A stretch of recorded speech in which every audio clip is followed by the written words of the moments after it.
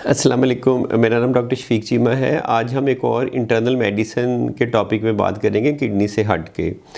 वो बड़ा ही इम्पॉर्टेंट है, वो हर एक के लिए बड़ा इम्पॉर्टेंट है। वो ये नहीं कि आपको कोई गुर्दों का मसला है तो उसी के लिए उसकी रेलेवेंस है।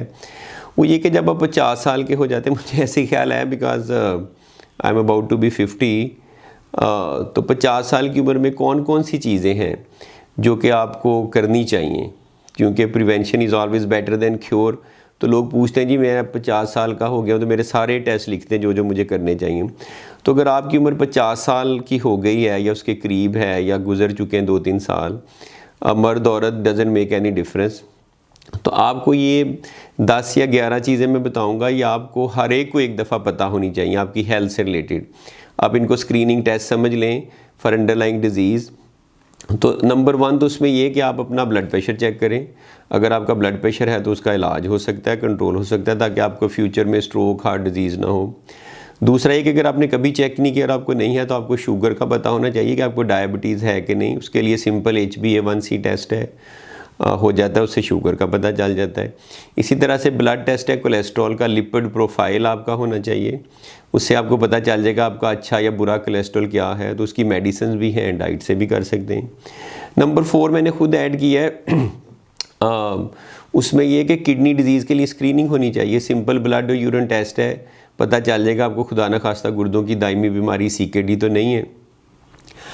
इसी तरह से जो लोग हाई रिस्क हैं, जिनमें फैमिली हिस्ट्री हार्ट डिजीज़ की, दिल के मर्ज़ की है, तो उनका हार्ट डिजीज़ के लिए स्क्रीनिंग होनी चाहिए। उसके लिए स्ट्रेस टेस्ट या ETT एक्सरसाइज टॉलरेंस टेस्ट कहते हैं, वो होना चाहिए।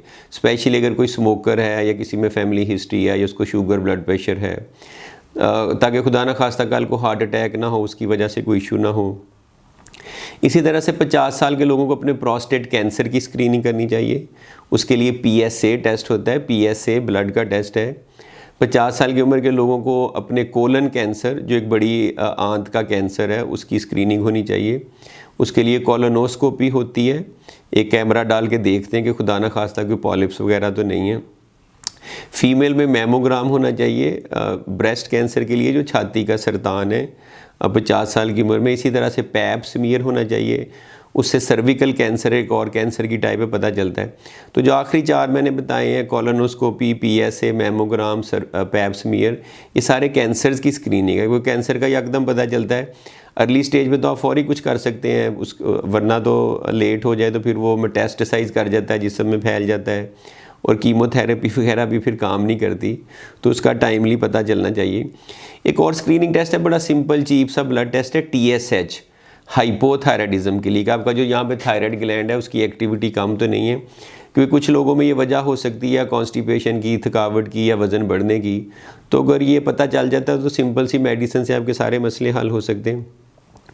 50 साल की उम्र में एक और टेस्ट होना ज़रूरी है, इसे डेक्सा स्कैन कहते हैं। ये ओस्टियोप्रोसिस के लिए, हड्डियों की एक बीमारी होती है ओस्टियोप्रोसिस, भुरभुरापन होता है, वीक हो जाती है, गिरते तो फ्रैक्चर होता है, वो ज़रूर हो जाना चाहिए एक दफ़ा। सिंपल सा स्कैन है, न्यूक्लियर स्कैन, पता चल जाएगा, उसका इलाज मुमकिन है।